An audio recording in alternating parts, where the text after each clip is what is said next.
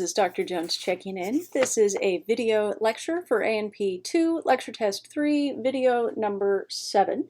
And we're starting at the top of page 12 in the note set. If your note set printed differently from mine, we're looking for this part here, superficial anatomy of the heart. Although I think we said that first thing at the end of the last because it's here on this. Let's see, what color are we going with? Pen color. Have we done yellow yet? Is the yellow? Nah, I'm not feeling the yellow.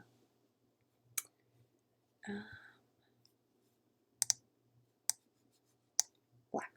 There it is. Classic. Okay, so the coronary sulcus is a groove. This is the groove between the atria and the ventricles, and we will learn the blood vessels there in lab if you haven't already. Next, the heart wall has 3 layers. There is the epicardium, which is the visceral pericardium, the myocardium, which is the muscle, and the endocardium, which lines the inside and includes the endothelium, and we will find that the endothelium lines the inside of all of the blood vessels. For lab, though, when we're looking inside the blood vessel, we say endothelium. When we look at the inside of the heart, we're going to say endocardium, although we do understand that the endocardium includes the endothelium. That's how we're doing that. Okay, and again, epicardium and visceral pericardium are interchangeable. Okay, and the parietal pericardium we do not have in lab. This pericardial cavity is the location of the pericardial fluid. The parietal pericardium and the visceral pericardium / epicardium together are your serous membrane around the heart, the pericardium. The cardiac skeleton is actually really cool. So it's this tough bit here. It's elastic tissue between the atria and the ventricles, and it stabilizes the 4 valves of the heart and the bases of the major arteries. The 2 major arteries, as you should know from lab, are the aorta and the pulmonary trunk. An interesting note that all 4 valves are on a plane with each other, so it's kind of fun. Moving on.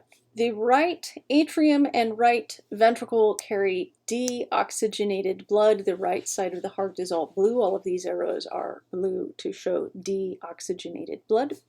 The left atrium and left ventricle carry oxygenated blood, which is why we draw this in red for oxygenated. The right atrium, do I need the next slide? Nah, I like this slide. The right atrium here receives deoxygenated blood from the systemic circuit. What 2 vessels bring deoxygenated blood from the body to the right atrium? The superior vena cava and the inferior vena cava. Superior vena cava brings the blood from the head and arms. The inferior vena cava brings the deoxygenated blood from the trunk and the legs. Okay, so the superior vena cava, about 1/3 of the venous return, and the inferior vena cava is the other 2/3. But again, all of the deoxygenated blood from the systemic circuit dumps into the right atrium. Are there valves between the 2 vena cavas? Vena cavae is the plural, of course. And the right atrium? And the answer is no. So venous return is constantly flowing into the atria all the time, day and night, all the time. It's just flowing right in. When does the foramen ovale become the fossa ovalis? And that will be this oval right here. Before you were born, You did not get your oxygen from your lungs because you were drinking amniotic fluid. You were breathing amniotic fluid. And so your lungs were not a source of oxygen. Before you were born, you get your oxygen from your belly button, from your umbilical cord, literally, from the placenta. So because we talked about fetal hemoglobin has a higher affinity for oxygen than adult hemoglobin, than maternal hemoglobin. And so the oxygen crosses the placenta and goes through your belly button into the systemic circuit instead of through the pulmonary circuit. And because of this, you have to, before you're born, mix the systemic and pulmonary circuits to get the oxygenated blood pumped around. Two ways you do this, and one is this is an open hole in the interatrial septum between the left atrium and the right atrium, allowing the oxygenated and deoxygenated bloods to mix. And after you're born, how long? Within 3 months after the birth, that whole, the foramen ovale before you're born, closes up to become the fossa ovalis. Remember, a foramen is a hole and a fossa is an indentation. Ovale, ovalis, they're oval-shaped. Okay. So that closes up.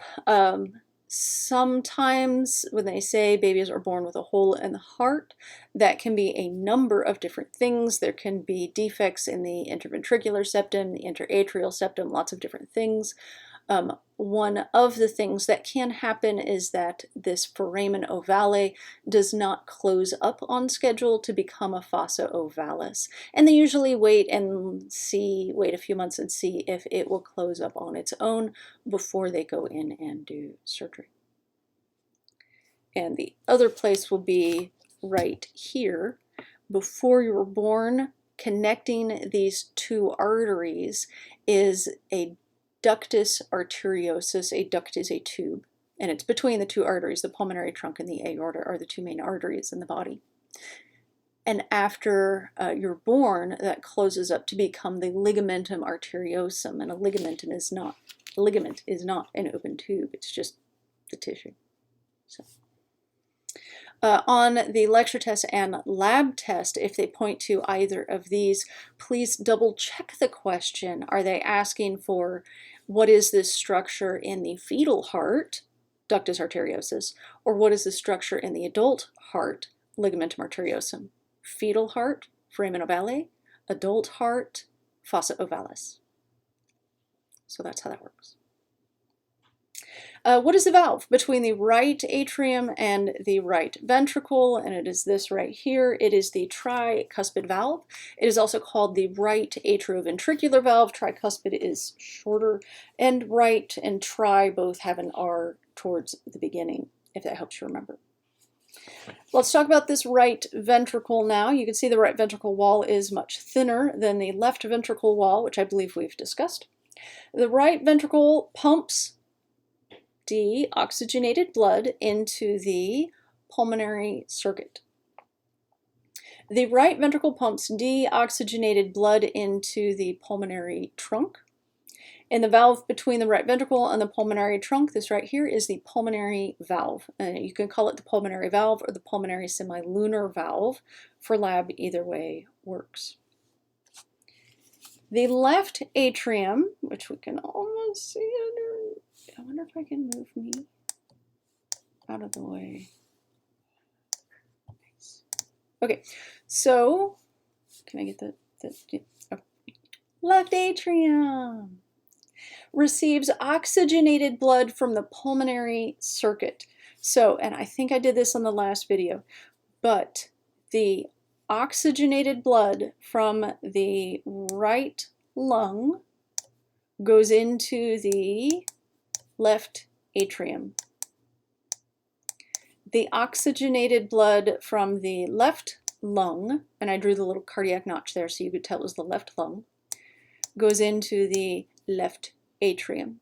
So guaranteed, those that are a test question somehow, because I want to know that you understand that all of the pulmonary circuit, all of the oxygenated blood from the lungs, whether it's from the left lung or the right lung, all goes into the left atrium, because the left side of the heart carries the oxygenated blood and the right side of the heart carries the deoxygenated blood.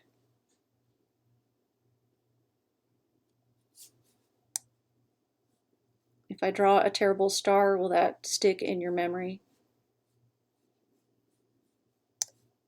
It just gets worse and worse. It's like not even remotely a star. But the left atrium receives blood from both the left and right pulmonary veins. Moving on. What four vessels bring the oxygenated blood from the two lungs to the Los Angeles? Superior and inferior left and right pulmonary veins. So there's a superior left pulmonary vein, an inferior left pulmonary vein, a superior right pulmonary vein, and an inferior right pulmonary vein. The superior ones are on top. The left ones are on the left. That's how that works.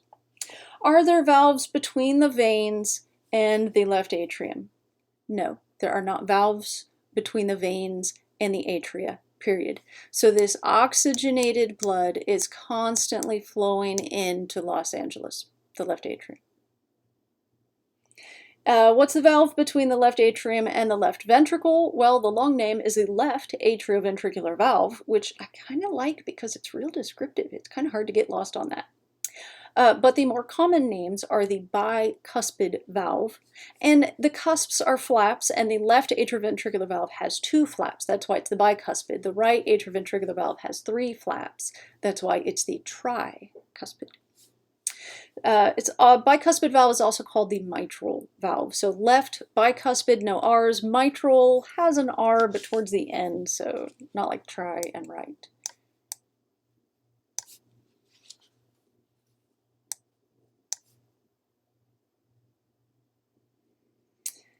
Left ventricle. Okay, let's move me back up.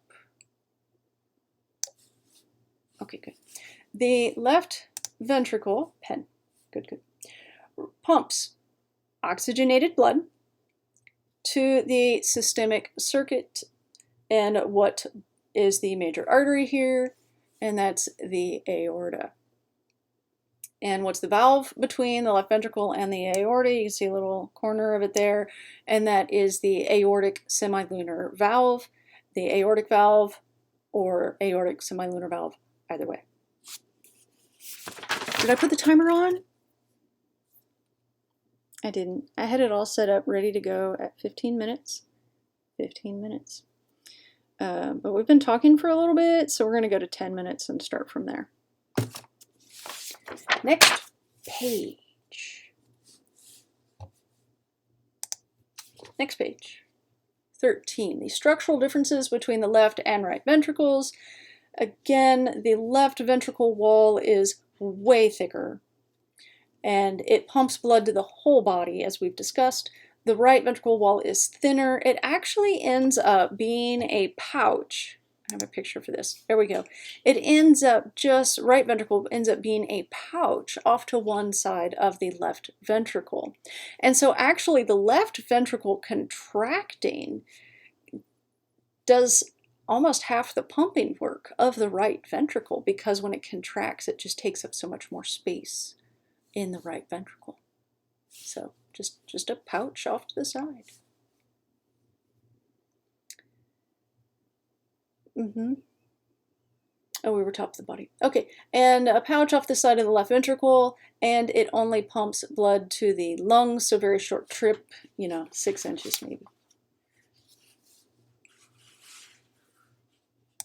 Next slide.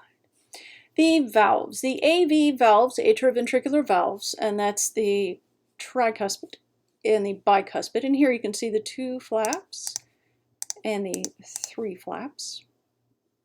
Cusps are flaps. The AV valves function to prevent the blood from flowing backwards. So here's the deal. The blood goes in one direction when everything's working correctly. from the atria to the ventricles, and then from the ventricles to the arteries. And the valves here are to maintain that one-way blood flow. So they can ask that from either direction. They can say the proper direction for blood flow is from the atria to the ventricles, or they can say that the valves prevent backwards flow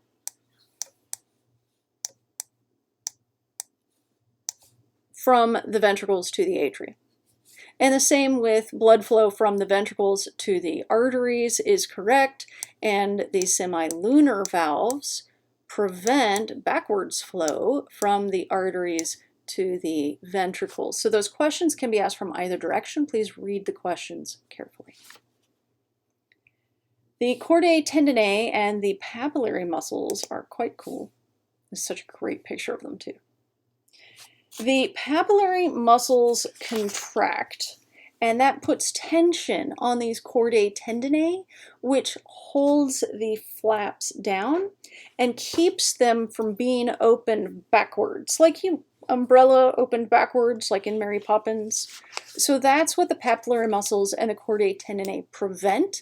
They keep the valves closed, and they keep the pressure from blowing the valves backwards.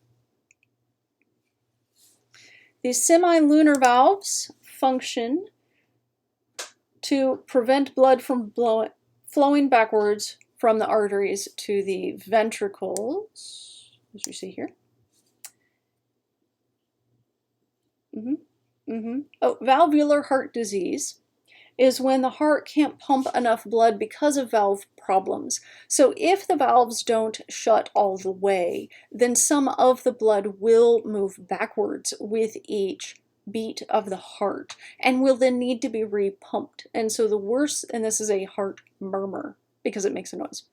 And so the worse the murmur, the worse the valve problem, the harder the heart has to work to move the blood.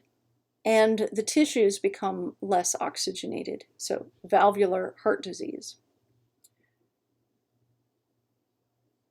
Carditis is inflammation of the heart. Does it sound like an 80s like pop rock song, inflammation of the heart? I can kind of hear it. And rheumatic fever, strep in kids can cause heart damage. So we talked about antibiotics and antibiotics for bacterial infections. Strep is a bacterial infection, and strep throat, the sign for strep throat is the white patches on the back of the throat, although you can certainly have strep without having the white patches on the back of the throat. But if your kids have a sore throat and you see the white patches on the back of the throat, then you absolutely go in and you get the antibiotics doubly, triply, 10 times so for kids, because untreated strep in kids can cause rheumatic fever, which damages the heart. So, sore throat, you get it checked. If it's a cold or a flu, either you take some antivirals or you don't. But if it's not a bacterial infection, you don't take the antibiotics. If it is a bacterial infection, you take the antibiotics and you take every single antibiotic, every single dose, until like the time's up, and then you toss it. Okay, coronary circulation functions to feed the heart. Where's the arrow? There we go. So the heart feeds itself first. And this is part of the systemic circuit because these are oxygenated bloods bringing oxygen to the heart tissue. The left coronary artery, which is this one here on the left, and the right coronary artery, which is this one here on the right, originate at the base of the ascending aorta, like very first thing. Heart feeds itself first. So explain how arterial blood pressure changes with ventricular contractions. So when the left ventricle contracts, left ventricle, right ventricle. Left atrium, right atrium. You with me? So when the left ventricle contracts, and of course both of them contract at the same time, the blood moves into the aorta, and that increases the blood pressure in the aorta. And the blood pressure in the aorta is literally just the fluid pressure of this gets filled, and there's lots of elastic tissue in the artery walls, and so that stretches the aorta out, and that's your arterial blood pressure. Hey, I've got to start putting my thumb where we were. Okay, so that increases the blood pressure in the aorta, which stretches the walls. So when the left ventricle is done contracting, no longer pushing blood through here, so that blood pressure decreases, and the elastic in those walls recoil, they snap back.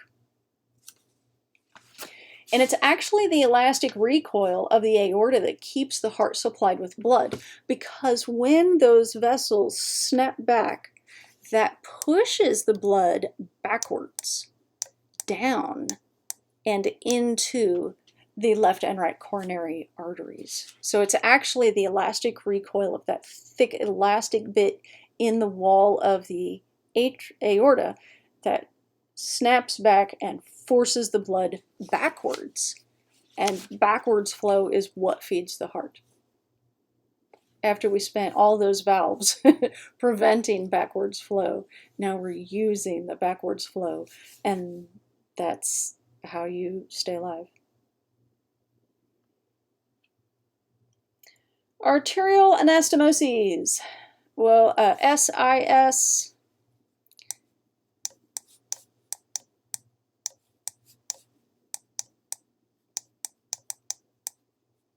is singular. One anastomosis. SES is plural. Two anastomoses. Just like one parenthesis versus two parentheses. So that's how that works. So that's why.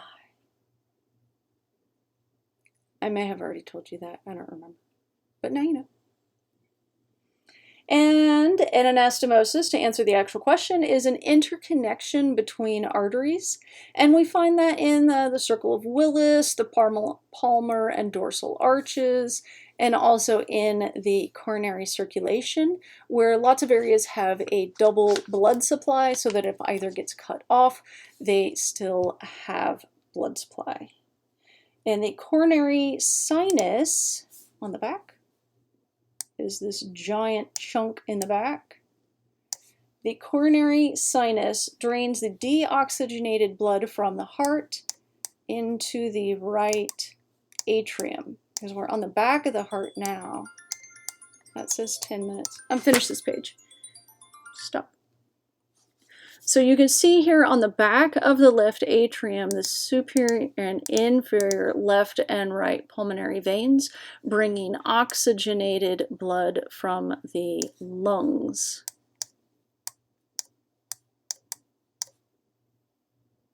Terrible drawing, but hopefully that gets a concept. Now I gotta do the other side. Isn't that weird? Okay.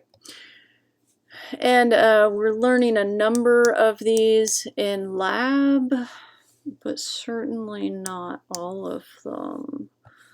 So let me go back to the previous page and underline the ones we need here. Anterior interventricular artery, great cardiac vein. We're not learning the marginals or the smalls.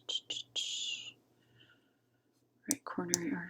Okay, and you can see that these start in, there are lots of blood supply that runs in the coronary sulcus.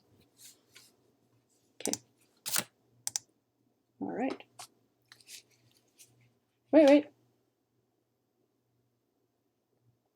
did I just finish that page? I was like, oh, we're going to finish this page. Oh, yeah, that was the page. Okay, we're done. So this has been, let me write down what pages we did. We did 12 and 13. 12 and 13. Okay, so this has been AMP 2, lecture test 3, video 7, pages 12 and 13, and we are working through chapter 20, the heart. So thank you as always for tuning in. The education must go on. Dr. J out after, y'all probably remember it better than I do now, Command, Control, Escape. Thanks, guys.